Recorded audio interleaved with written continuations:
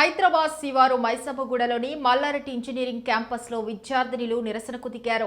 నిన్న రాత్రి అన్నం, ఇతర ఆహార పదార్థాల్లో పురుగులు వచ్చాయంటూ విద్యార్థినులు క్యాంపస్ ఆవరణంలో ఆందోళన చేపట్టారు. మల్లారెడ్డి విద్యాసంస్థల యాజమాన్యం తమకు నాణ్యమైన ఆహారం అందించట్లేదు అంటూ వాపోయారు.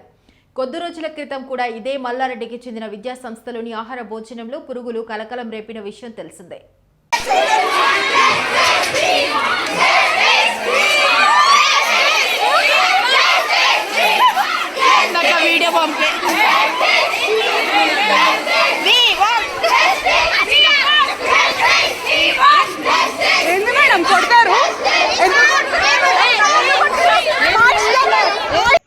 గతంలో చూసుకున్నట్టయితే యూనివర్సిటీలో సేమ్ ఇష్యూ జరగడం అయింది.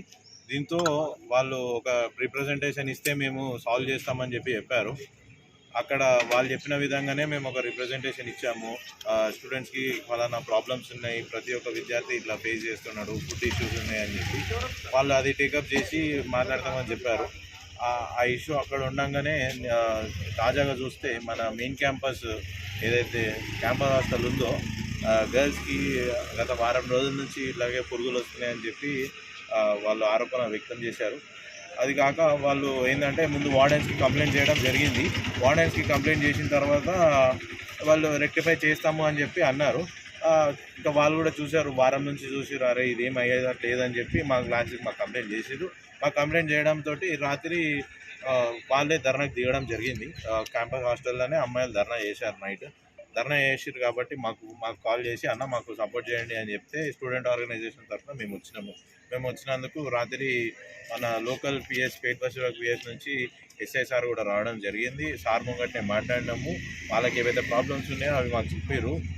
వాళ్ళ రిక్వెస్ట్ ఏం చేశారు అంటే, అన్న మేము ఈ ప్రాబ్లమ్స్ అన్నీ మీకు చెప్పినాము, మా సైడ్ నుంచి మీరు మేనేజ్మెంట్కి రిప్రజెంట్ చేయండి, అది మా ముంగట్నే చేయండి అని చెప్పి వాళ్ళు రిక్వెస్ట్ చేశారు. అయితే ఇవాళ మేము అక్కడ అడుగుదామని గేట్ దగ్గర కోసం ఆపడం జరిగింది. ఆపినందుకు మేము మిగతా స్టూడెంట్స్ని కూడా మేము అందరిని ఆపేసినాము. అట్లీస్ట్ ఎందుకు ఆగినరో, స్టూడెంట్స్ లోపలికి ఎందుకు వస్తలేరు అని ప్రిన్సిపల్ రెస్పాండ్ అవ్వాలి. అది మినిమం అతని బాధ్యత. అతను కనీసం గేట్ దగ్గరకు వచ్చి కూడా మరి ఎందుకు ఆగిరు అని చెప్పి మాకు తీసుకెళ్ళలేదు లోపలికి. అందుకే మేము అంత పెద్ద ధర్నా చేయాల్సి వచ్చింది. ఇంకా లాస్ట్కి ఇందాక ప్రిన్సిపల్ లోపల పిలవడంతో మన ప్రవీణ్ రెడ్డి సార్ వచ్చారు.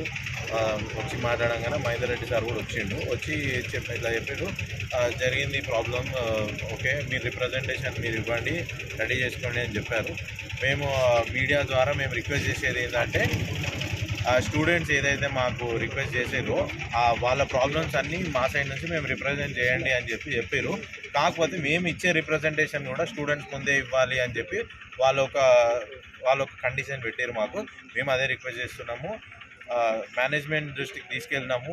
సార్ మహేందర్ రెడ్డి సార్ ఒక 1 వీక్ లోపు షెడ్యూల్ చేసి ఒక టైం ఇస్తామని చెప్పారు మాకు. ఆ టైం కోసం మేము వెయిట్ చేస్తున్నాము. ఆ టైం రోజు కనుక మాకు రెస్పాండ్ అవ్వకపోతే మాత్రం భారీ ఎత్తున రాష్ట్ర వ్యాప్తంగా ఉన్న ఎన్ఎస్యు కార్యకర్తలు, నాయకులు, అంతేకాకుండా మా ఇంకా సోదరులు, స్టూడెంట్ యూనియన్ సోదరులు, స్టూడెంట్స్ అందరూ కలిసి పెద్ద ఎత్తున ధర్నా చేయడానికి సిద్ధంగా ఉన్నాము.